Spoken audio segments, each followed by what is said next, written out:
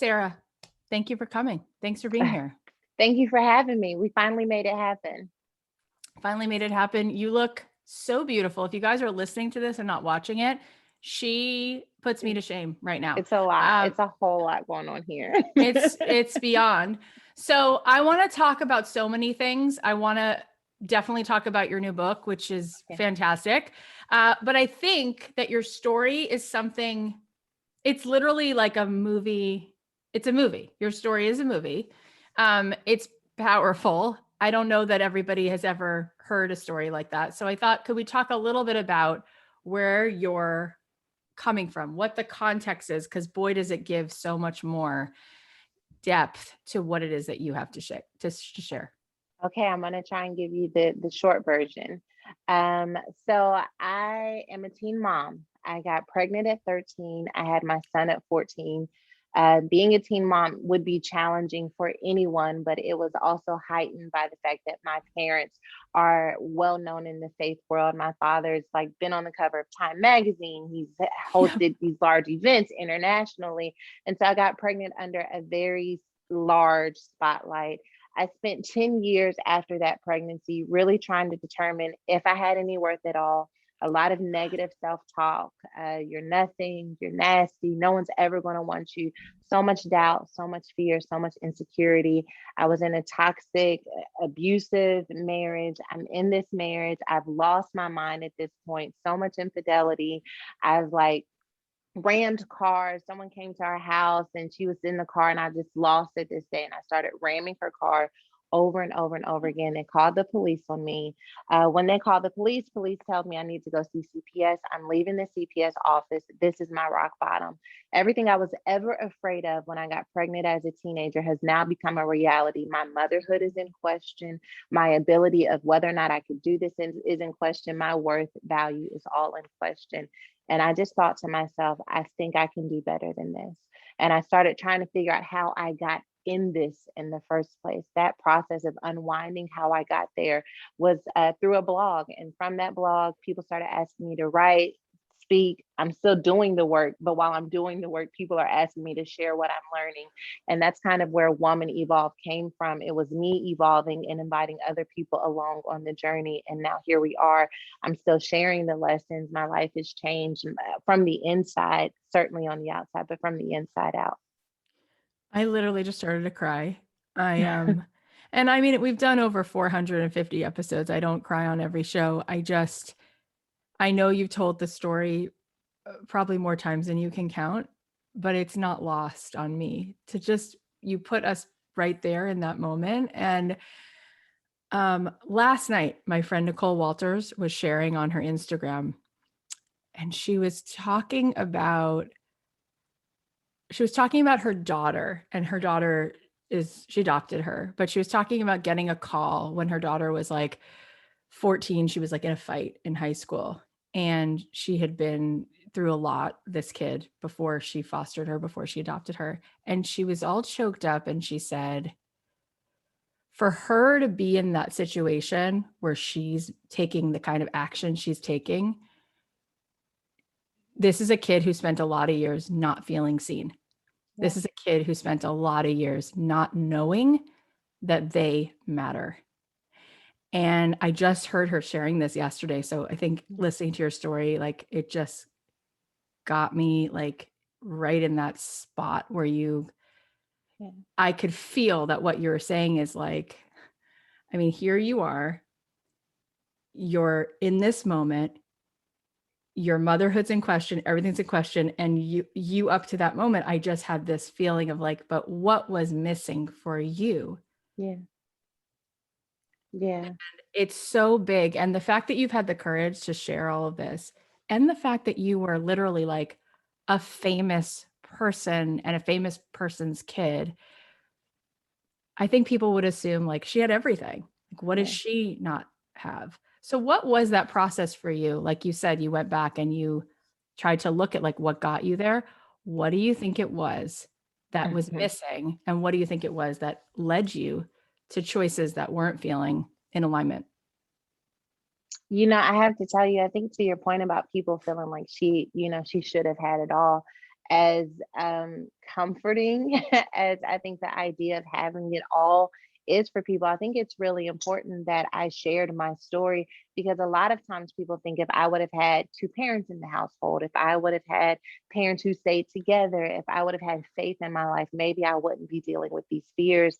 And yet here I am as representation that it doesn't matter what you've had or didn't have, we can all find ourselves in this brokenness. When I found myself there, I'm leaving the CPS office, I just couldn't help but ask myself, why? Like, why are you here? Why are you here? And not this like beating myself up, but this actual inquisition of my soul. And I think it's so important that we do that. That's one of the things that I hope to do with Woman Evolve, is to ask yourselves the question.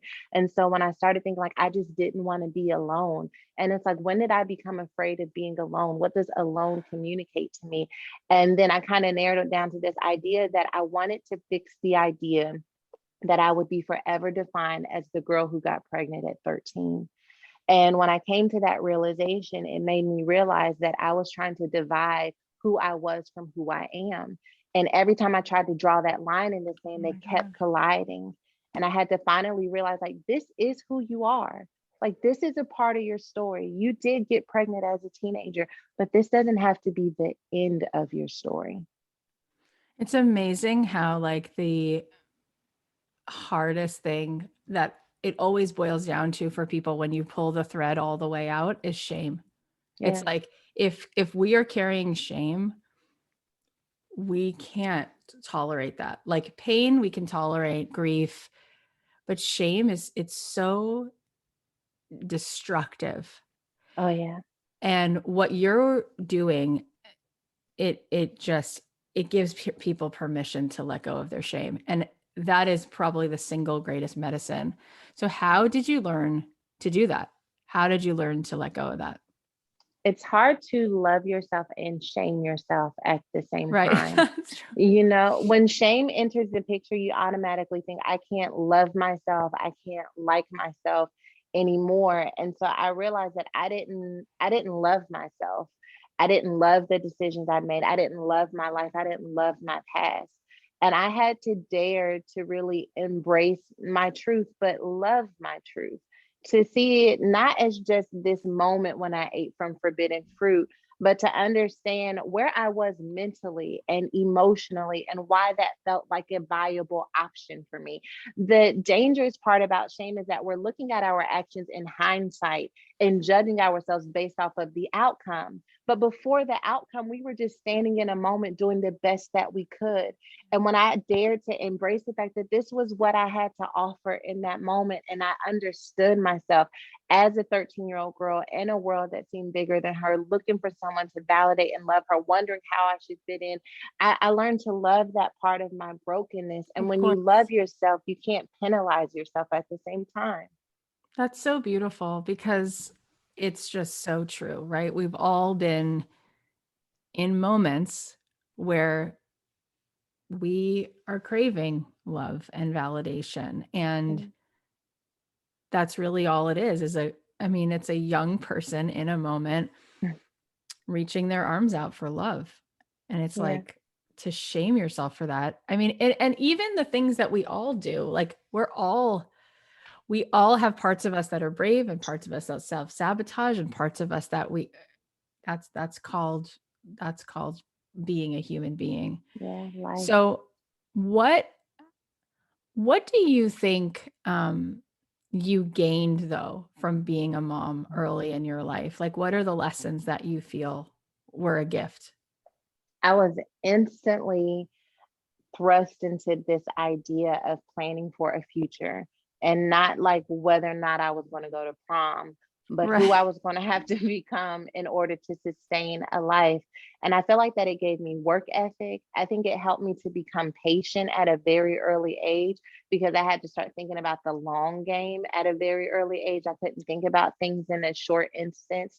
I became a lot more compassionate at a young age. It was difficult to be like one of the mean girls, because we have these phases, these mean girl phases, but I just had so much empathy for people who found themselves on the outskirts of life. And so I feel like everything that allows me to connect with women today has a lot to do with what I started learning at an early age. I mean, from that moment, outside of just even the bad marriage, like I waitressed at a strip club, I worked for the Air Force for a little bit. So I've been in all of these different sectors of life, and I've had an opportunity to understand what life looks like for different people. And I think it's made me more well rounded as I share messages now from the platform that I have. Wow. I think it's hard to, again, like, first of all, that's so incredible. And like, of course, yeah, you were thinking about the future and feeling responsible. And I can't even imagine like how quickly you grew up, like overnight. But when you share all these other aspects of, I was working here and I did this or whatever I was doing, I think that people who don't know you are probably having a hard time reconciling. But like her parents had all of this and her parents are all of this. And so what was that like? What was that relationship like? And how were they able to sort of be with what was going on for you? The thing about shame is that when it is all that you see, it's also all that you think other people see. So the same narrative that you have in Wow. your mind, you assume that other people have about you too. So though my parents were there, I couldn't receive their love and support in a way that allowed me to rebuild my life, right? And I mean, I wasn't in therapy. It wasn't like I was working through this. The only thing I wanted to do was perform well for them, especially after having the teen pregnancy. And at the moment that I felt like I couldn't perform well, the moment I felt like I couldn't fix it, then I moved out altogether and told them that I would just do things on my own and that I didn't need or didn't want any support from them. I felt like I'd already caused you enough shame. I was in school, but then the class, I had this one class I couldn't pass. And I was like, well, there goes my future. I'm dropping out and I'm just going to make it on my own. And I couldn't bear to hand them another disappointment. And I felt like their lives would just be better off without being so closely connected to my process. I needed room to figure things out. And so they were there. They were as loving as they could be. No one dreams that their child is going to get pregnant as a teenager, but I really feel like they stood up to it. But at the end of the day, I don't think that I trusted that they could still love this version of me because I couldn't. Oh my gosh. I think everyone who's listening, no matter what your relationship is like with your parents, you can relate to wanting their approval, Yeah. wanting to make them proud, and how more than even your own stuff, you were worried about how it affected them. I think everybody can connect to that.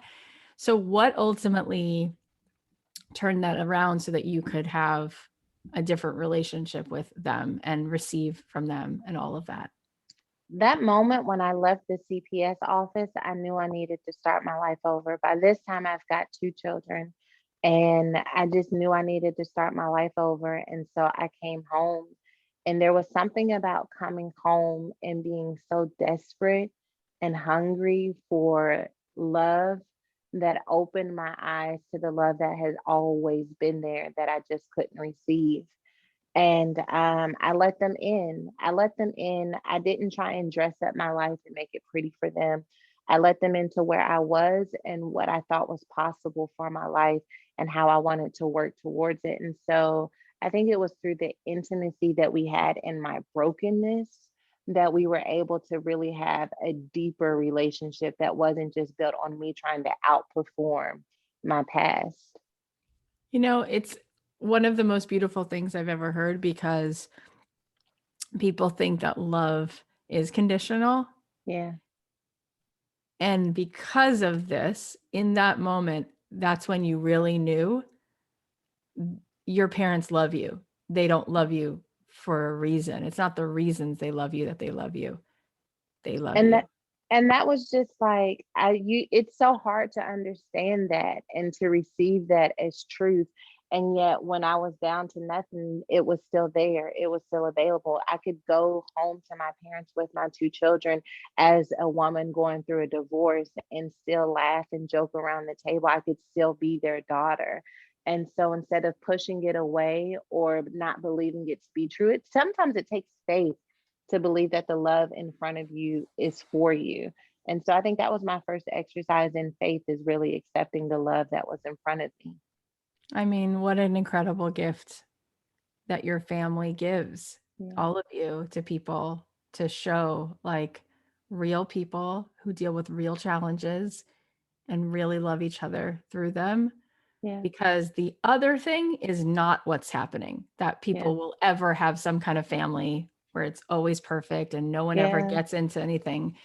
So to be a front facing person like your parents are and like you are, and to say like, but here's us embracing, rolling out the welcome mat to like, here's what's actually going on and we're going to show up for each other. Yeah. That's so rare. And that's what the world has to see somewhere, because that's what actually is going on. There isn't a person. And the more we think that, that's true, that's just their Instagram face. Yeah. No one has a family where, and I imagine, like for you growing up, for a president's kid growing up, any kid, there's a lot of pressure. Like, even if there's Oh not yeah. coming from the parents, it's coming from the world. Did you feel that way as a kid? Oh yeah, for sure. When I first got pregnant, there were people who were so upset, like not even in my family, people who were just like members of our church community who were so upset they wanted me to get up and apologize to the entire community for getting pregnant. There were people who said my baby wasn't going to live because I had the child out of wedlock. I mean, people who question my father's ministry and his life's work. And I always give people this analogy, like no one really gets that upset with a dentist when their child has a cavity because they feel like cavities are a part of life, you know? Right. This is why would we be upset with that? And it's like, but he's a dentist. Their children shouldn't have cavity. No one does that. And yet when you are the father of someone or the daughter or child of someone who's in faith, they expect for your faith life to just come out of the womb perfect. And we are all on our own journey of figuring it out and figuring out what is truth for us. Yeah. There's all these stories about King David, right? King David wrote all these Psalms, as I walk through the valley of the shadow of death. I mean, the most beautiful prayers. And this man, like, we know that his, like, relationships were interesting and he was like Questionable. questionable, it's a good word. And he was struggling with having certain desires and also being a person of faith and trying to Yeah. figure out, right? And I just think it's boy, do we need to shine a light on that, because people are actually pushed away from faith when they feel it's all or nothing. Oh gosh, absolutely. And I feel like such a responsibility to give people room to be where they are. I think that because we've kind of made God and spirituality so fragile that you can't be upset, you can't be skeptical, you can't have questions, you can't be depressed. You're either doing this thing completely right or don't do it at all.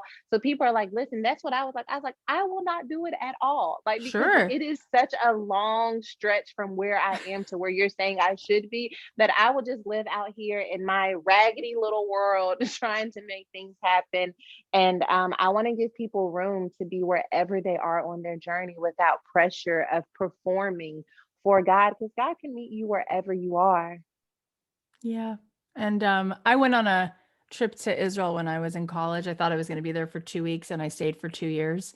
And Wow. I got really, really into my faith and praying all the time. And I did have a moment where I was like, well, wait a minute. Like, does this mean that I have to dress a certain way or, Yeah. you know, say certain things and only, act and behave a certain way? And I started to feel shame. I started to feel like, well, I can't do it then. And I did realize that God loves you for you. Amy Grant Yeah. has this amazing song, Don't Try So Hard. And she says, God gives you grace and you can't earn it. Yeah. It's just given. Yeah. And that song makes me bawl my eyes out. It's so, because it's what everyone needs to hear. And for some reason, we're so wired to achieve and we're so wired to feel like we're only going to get the love if we are the perfect person. And we know we can't be. So Yeah. then we don't feel worthy. There's such a surrender that we have to have. A lot of times we make faith about the big things, like faith for the $1 billion deal, faith for the marriage, faith for things. And yet faith is in the surrender of what is already there. The love is there, the peace is there, and the potential is there, but faith to believe that it is there and that it won't be taken away from you, that you don't have to perform to do it, that requires faith that we don't always talk about. And I think that what I even shared is just me coming to this place of surrender. Well, like, I'm just going to see if I can trust it, if I can trust love, if I can trust next and now to reveal the best version of me. It's so beautiful, so beautiful. I love that idea of just surrendering to receive and appreciate what's already there. And it's incredible for our audience to hear this, because it was in this dark night that you turned things around and decided to lean all the way in to all of Yeah, this, and you built what you've built from that place, right? yeah. So that's so important for people to hear, how your not look at me but come with me journey Hmm. has changed the lives of millions of people. And people don't just like you, they love you. If they talk about you, it's like, oh my God, this person, like, because finally someone real walked in the room and makes them feel like, Mm. you're okay. I could sit beside you. Okay, that gave me chills. Yeah, I mean, I just wanted people to feel seen. I wanted to be the kind of person who could have like gotten my attention, that would have said Yeah. like, "Hey, girl, listen, we're all out here struggling. Let's get it together." I don't want to just meet you where you are, but I think there is something to being seen. I think we all want to grow, right? I think it's a part of our innate, our physical body speak to this idea of constant growth, development, and change. And yet, when we get stuck, we don't know how to move past those moments. And every now and then, you need someone who shows you this is how you walk. You put one foot in front of another. This is how you think. This is how Yeah. you believe. And to live your life out loud, I do believe gives people so much purpose and value. It doesn't have to be on social media like mine is, but living your life out loud for the people within your own community and your own influence is such a powerful gift that you can give to the world. It's just so powerful. You're right. That's such a good word, because I mean, I think most people, unless they live under a rock, have heard your dad speak, and he's brilliant. And yet, being able to stand where you are, and speak this way, like, I think the way that we help someone out of a well is like, we've been down there before, right? Yeah. So there's different kinds of leadership that we need in different kinds of moments, but there's something about what you're doing. I'm sure they've already said it 1,000 times, but if they haven't, I'm sure they're aware that you turned out to be um, the kind of light that you could only be, because you went through what you went through Mm. and made those choices. And that's the kind of light that only you can shine, right? Yeah. And I just feel like it because people are always like, do you regret or what would you change? And at this point, if I move one piece of this Jenga life that has been constructed, the whole thing tumbles down. I needed every single scar. I needed every piece Yep. of pain. I needed every insecurity. And I believe every person can get there. I don't believe that this is just unique to my story. I believe every person can continue to walk out their life in such a way that they look back and they say, I wouldn't have chosen it. It's not what I would have dreamed of, but my God, you made it work together for my good. So let's talk about all of the wisdom that you've been extracting from your journey and putting into all the books and all the speaking and everything that you do. So your recent book, which just came out, Women Evolve, Break Up with Your Fears and Revolutionize Your Life. So tell us about these. You talk about some of the insights from the story of Eve. Can you talk a little bit about that and what you want to show people about mistakes and what you talk about in the book regarding that? Absolutely. And I have to tell you, even when I wasn't religious, even if I was like, you know what, I'm going to live my own life, I used to say to myself, if I make it to heaven, the first person I'm going to talk to is Eve, because she ruined it for us all. And we only gave you one job and you messed it up for everyone. So you say, when I get to heaven, I'm going to have a little conversation with her. But it's so funny. I still felt this way, even as my life was changing and transforming and I was empowering women. I still felt like, yeah, but that first woman, she messed it all up.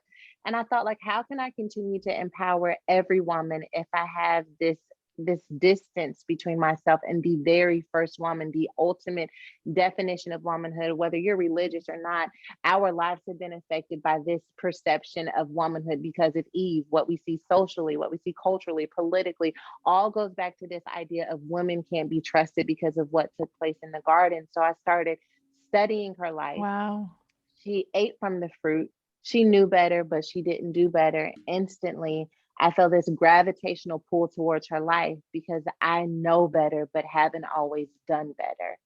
But then I also started realizing that for the most part, we end her story there, just like I ended my own story there. But her story doesn't end there. There is this restorative, redemptive part of her story that we don't often discuss.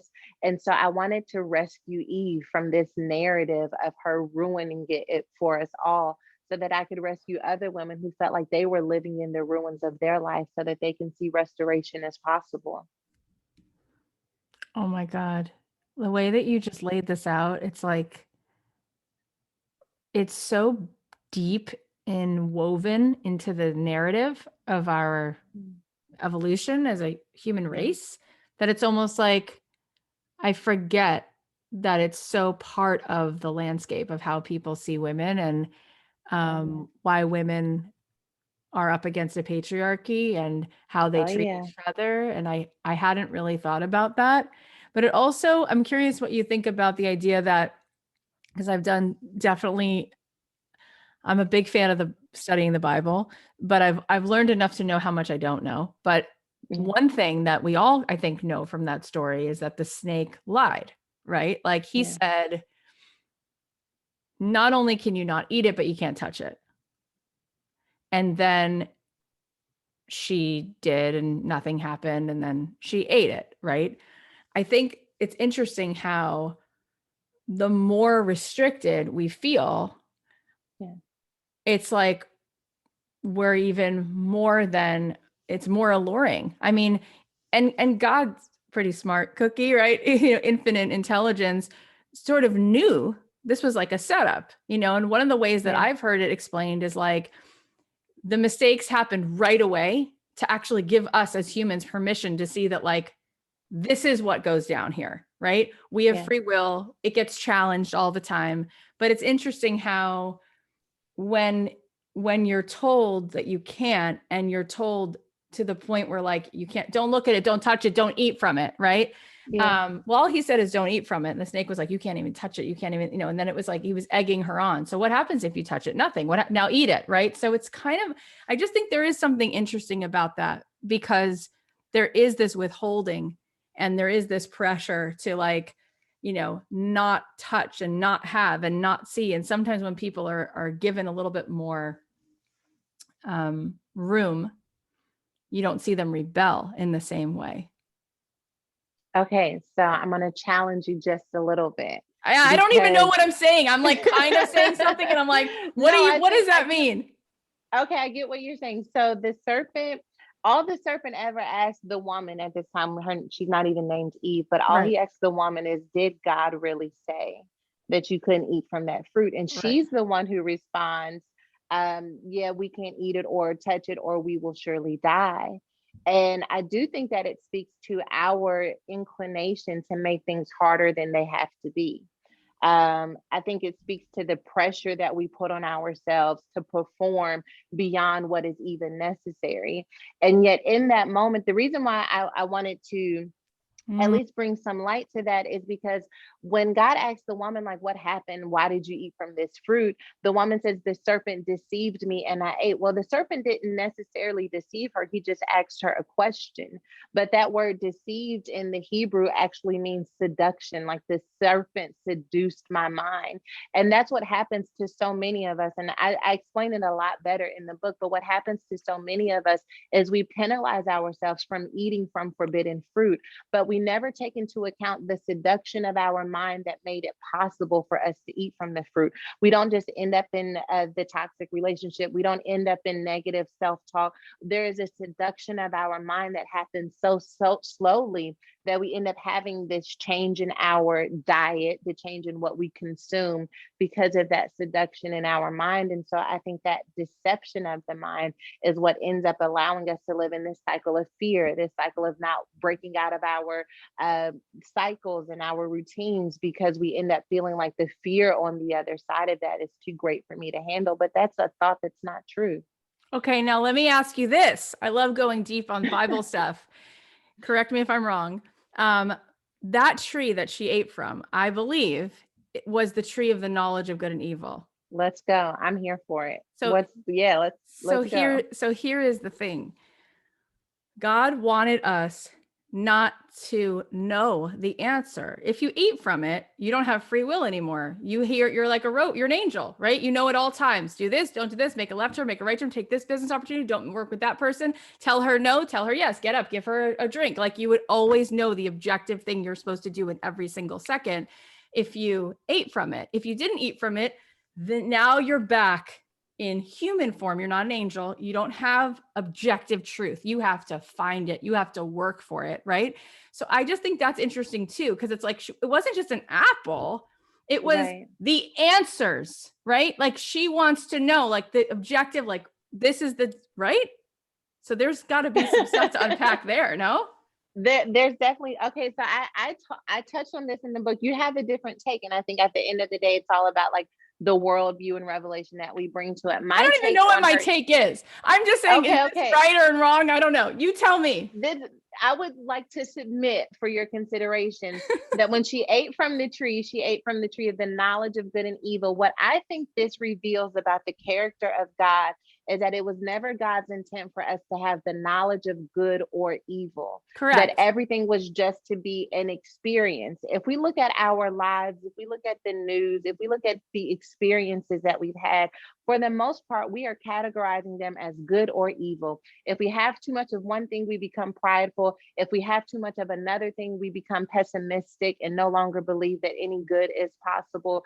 And yet we weren't supposed to live within these categories, because I think it is damaging to the soul politically, good or judging evil. it. We're constantly judging our experiences instead of experiencing them and becoming whoever we're supposed to be as a result of the experience. So I think that the reason why it was forbidden is because I think those categories are very dangerous for us to have to navigate, and yet we have to now. It's so good. And Eve in Hebrew is Chava, and Chava means life. So really, this person, this character that we demonize, like in the Hebrew, that's like literally life. So something about the DNA of who she is gives us life, not to mention she's the mother of all life, right? Okay. So there's something in that too. I just want to say something, because before she ate from the fruit, she was just the woman. Adam doesn't name Eve until after she eats from the fruit. And yet the promise was, if you eat from the fruit, you will surely die. But Adam names her something that doesn't have anything to do with death. It's life. And I think that when we eat from forbidden fruit, whatever your forbidden fruit is, whatever that action is, whatever your fear, your worry, your doubt is, when we consume that constantly, it does heal something on the inside of us, right? Like our hope no longer can live the way that it did. Our faith can no longer live the way that it did. But there's still this label of life that is connected to us. And so if we can tap into the life, then the death doesn't have to take us completely out. It's so good. Okay, one last thing on this topic of this, and then we go back more. I love it. I love it too. This is what I did in Israel for 2.5 years. I just like learned the Bible in the original Hebrew, like broke my teeth on it. So one other thing I learned about it is, so, they all get punishments after this, right? Like she's going to have a hard time in labor. He's going to have to toil and work for the sweat of his brow, however you want to say it. And then this snake, like, gets his food and whatever he needs and slithers around the earth, right? And so one of the questions that's asked is like, well, why is that a punishment? Like he's on the ground, his food is right in front of him, right? And one of the answers that I've heard is, well, that's like the biggest punishment of all, because you don't need to turn to God at that point. You have everything that you need. You're a snake, you're on the ground, all your food, everything you could want is right there. Meaning I want nothing to do with you. Like you don't need to pray to me. And then you think to yourself, Mm. wait, so is it actually a blessing when we don't have every single thing we want right at our mouths, right at our fingertips at all times? Like the snake had like whatever little stuff right in front of him. And the idea is like, yeah, because when you call out for something, when you pray for something, when you strive for something, that's the satisfaction is in who you get to become in the Yeah. striving and partnering, so to speak, with God to like to ask for things, to get clarity. Like prayer is a way for us to like even get clear. What do we really want? And all of this stuff rather than like, you know, giving something all that it wants, but not wanting to have a relationship with it. Does that make sense? I love that. Absolutely. I've never heard that before. I think that's so powerful. I hope I can remember that the way you said it for my husband. I'm gonna play him this podcast because that's great. I kind of interpreted that moment. I think the most powerful thing that God says to the serpent in that moment is, I'm gonna put enmity between you and the woman, because that word enmity means hostility. That was a part of his curse, is that I'm gonna put hostility between you and the woman. And then the part that even revealed to me just the redemptive nature of what happens to Eve in that moment is, he says, I'm going to put hostility between you and the woman. Like, you got over on her, but at the end of the day, she's going to be upset with you. You're going to have to deal with the rage of a woman. We already know, even today, that when a woman gets upset about something, she changes the world. And so God tells the serpent, like, the woman is going to be your worst nightmare. If she ever gets this revelation of who she is, even after she's eaten from the forbidden fruit, you will hate the day that you ever picked on the woman. And so I love that enmity between the woman and the serpent, but then it also is a foreshadowing of the life of the Messiah, that the woman is going to partner with me and she's going to produce the ultimate restoration. And that ultimate restoration will keep you forever on the ground, forever as a failure, forever as someone who could never even tamper with humanity again.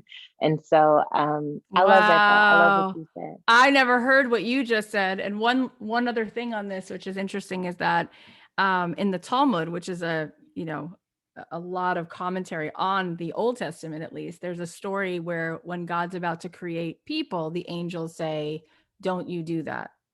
They'll Mm, destroy your world. You already have us, you have angels, you're good." And God says, "No. Watch what a person can become."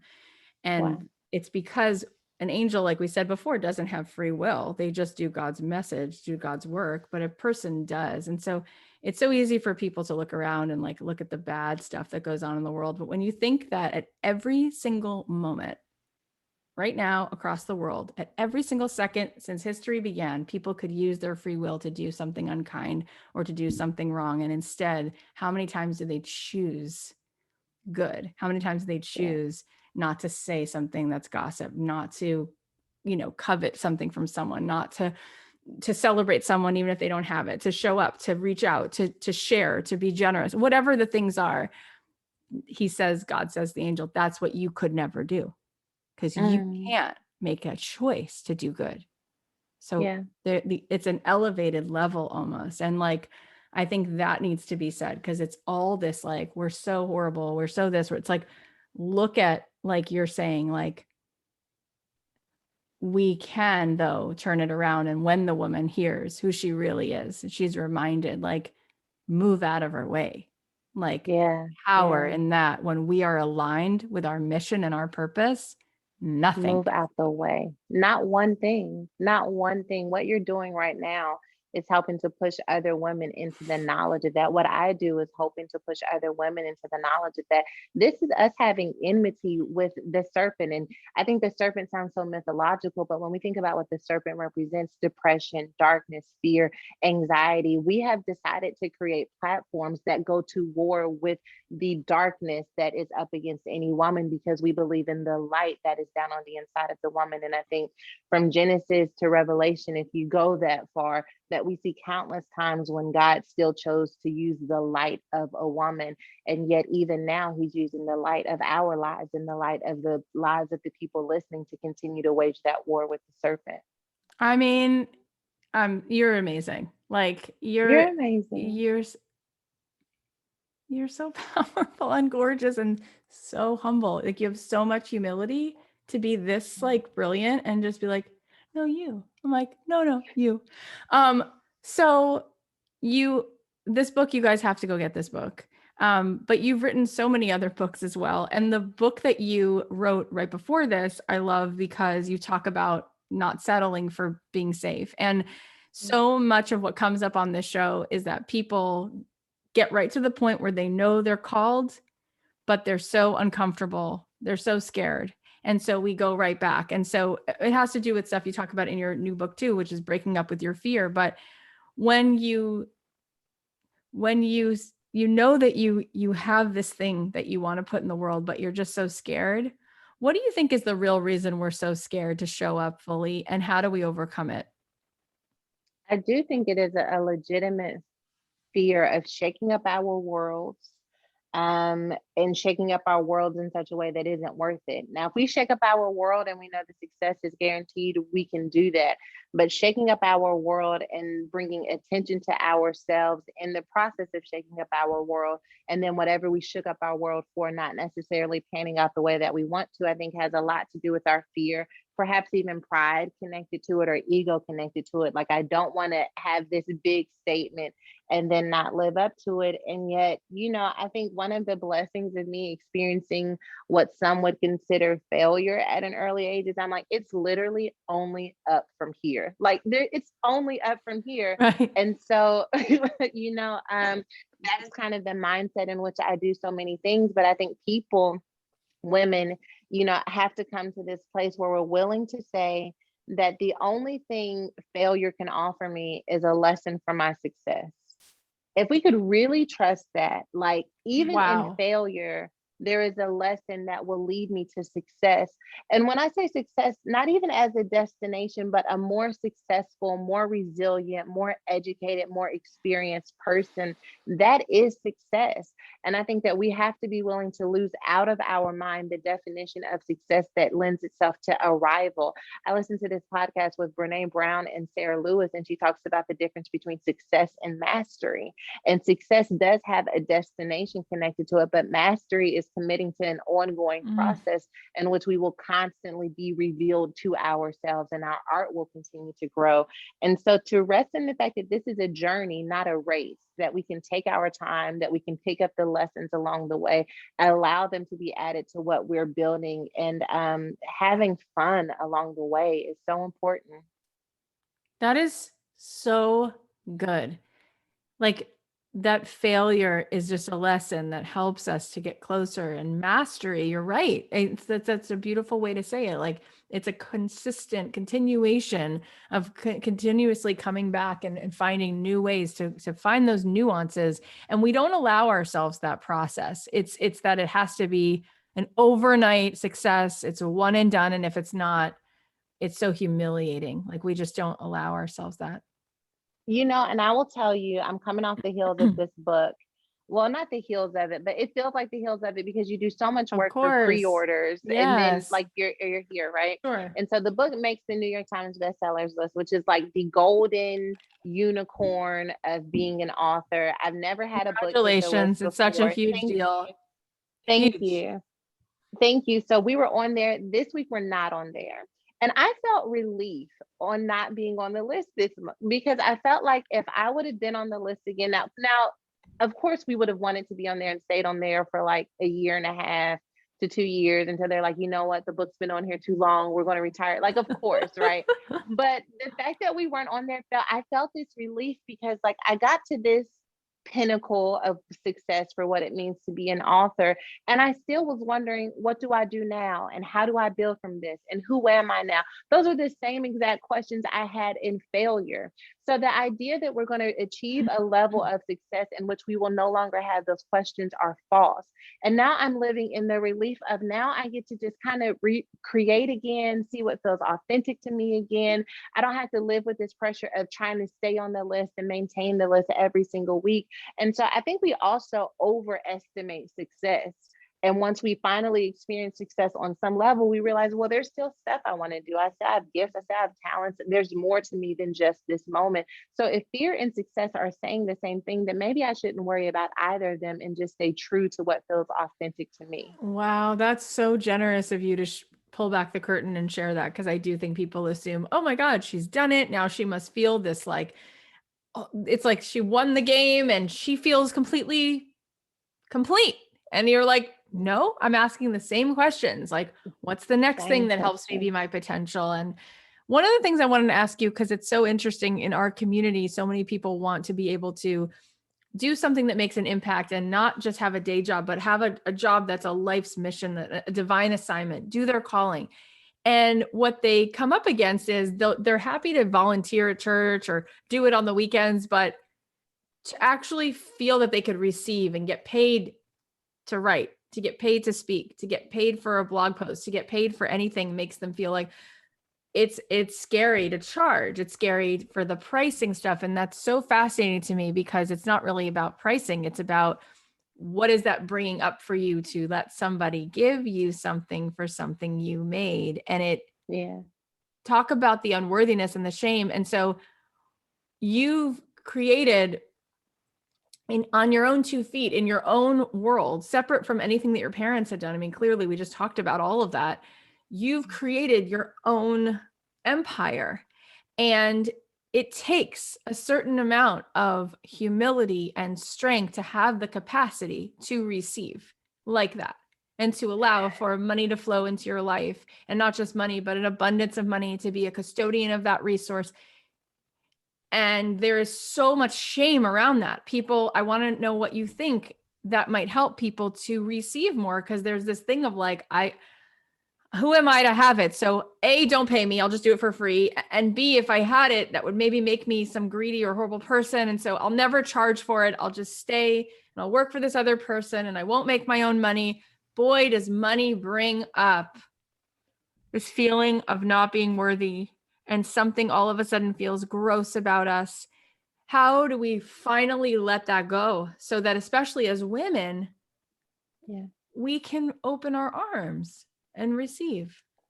I have to tell you, just because you would do it for free or can do it for free doesn't mean that you have to do it for free forever.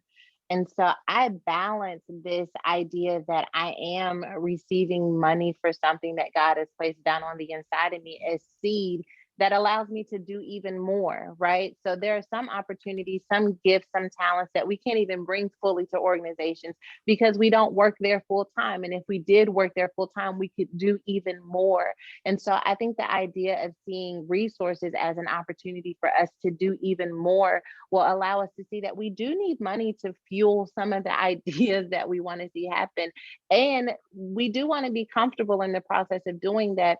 They always talk about, well, Jesus didn't charge. Well, Jesus had 3 women who funded his ministry. It's right there in scripture. There were 3 women who were responsible for funding the ministry of Jesus. So if Jesus understood that I am going to need resources in order to make this happen, who are we to say I don't need resources? I will also say this: I balance what I do for money with things that I still continue to do for free. I try to make sure that we still have, opportunities available for the people connected to the movement that are absolutely free, so that it doesn't feel like the only way that I can tap into what I need from Woman Right. Evolve is if I pay for it. And then also I make sure that I am leveraging opportunities that come into me that will really affect change, to make sure that I'm doing those for free as well. This is the other thing that I will say. There's one thing to go from not being paid to making money. Then there's this other step of being paid money for something that isn't necessarily within your purpose. It takes a special level of Wow. commitment to, yeah, it takes a special level of commitment to the purpose to say, even though they're offering me $30,000 to speak here, it's not aligned with what I want to do in the earth, or I don't align with their vision and their mission. And that's how you know that you aren't just doing it for money. Because the money that I'm a country girl and we play dominoes. And sometimes if you score points on dominoes, they'll say all money ain't good money, right? This idea that everything that comes your way isn't necessarily good. And so I think making sure your heart is anchored in the why and the more that you want to do and what you won't do is key to really navigating resources and the blessing and opportunity to do what you're called to do in the earth. Mm, wow, that's so it's so good, and it's so grounding. It really helps you like keep that compass pointed towards that North Star.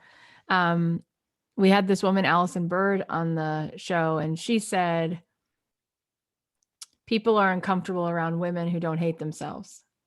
Mm, I thought it was really a big comment. And she said women apologize for making a lot of money, or other women might even like look at them like, who does she think she is?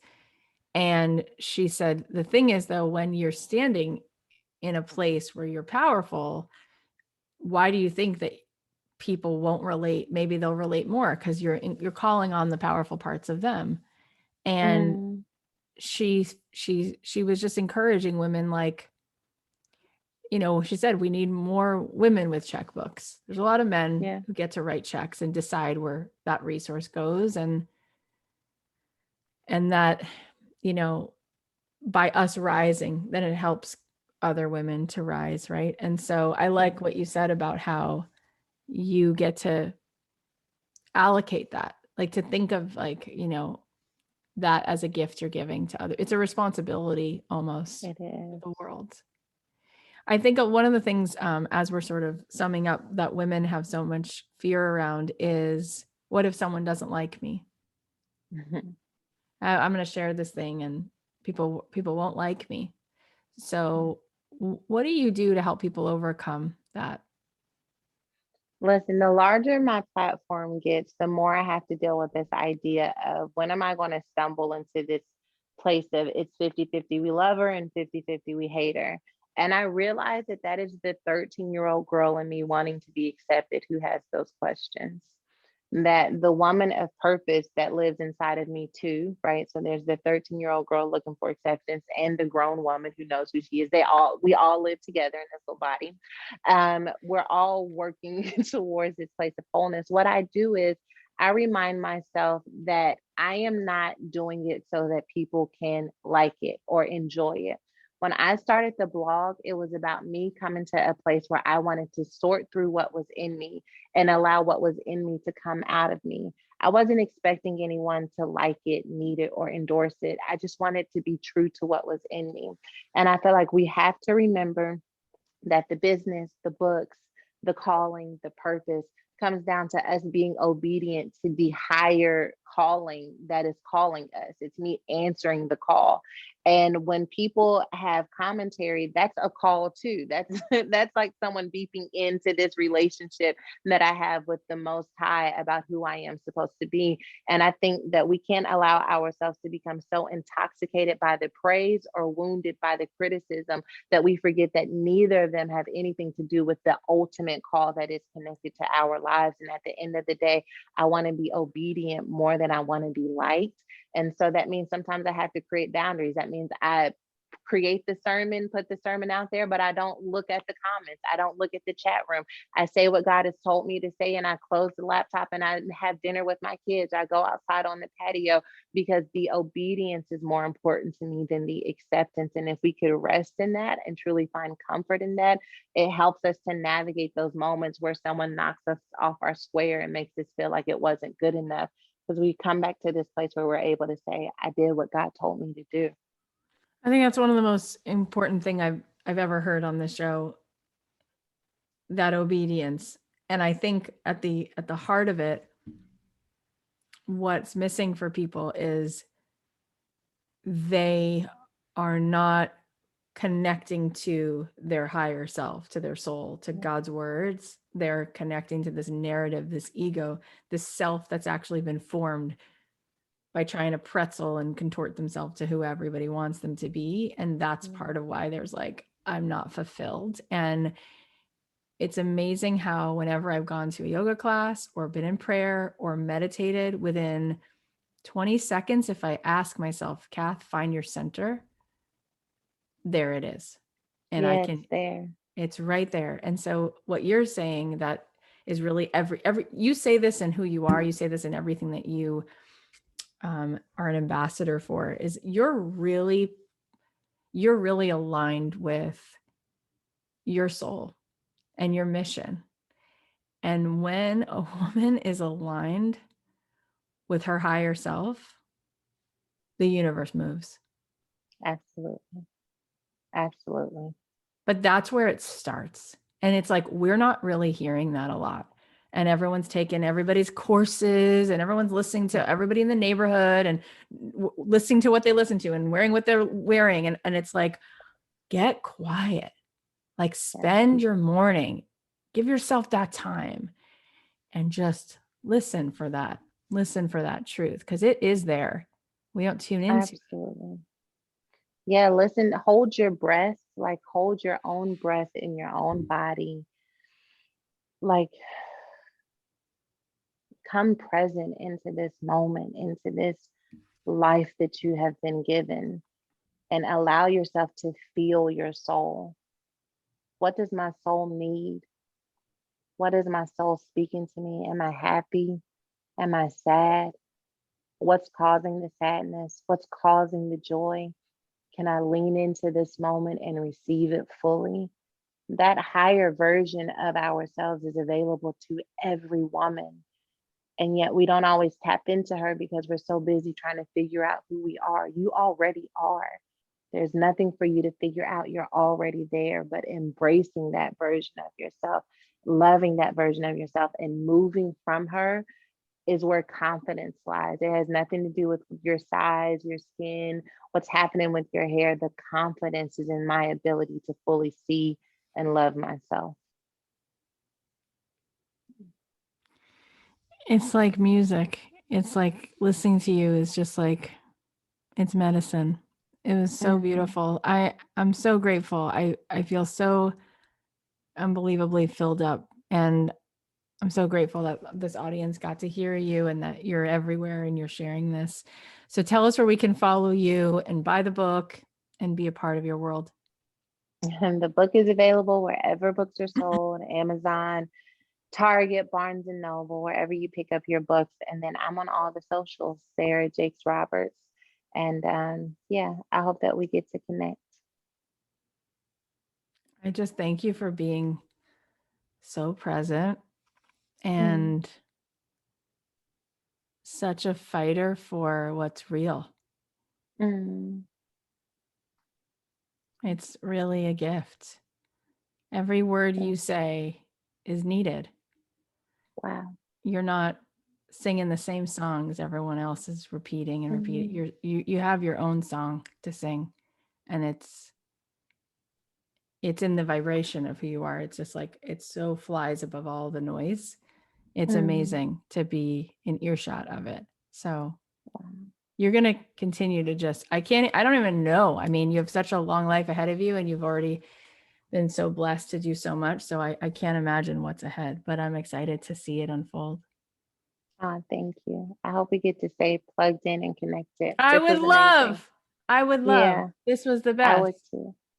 I'm gonna stalk you on the socials. Oh my God. I'm so embarrassed and humbled now because you're so fancy and famous. But I would love that. I would love to stay friends with you and keep supporting you and just be around in your world to just hold up that mirror every once in a while and be like, yeah, this is what I see, like everyone else. Mm, You're awesome. So likewise. thank you. Thank you.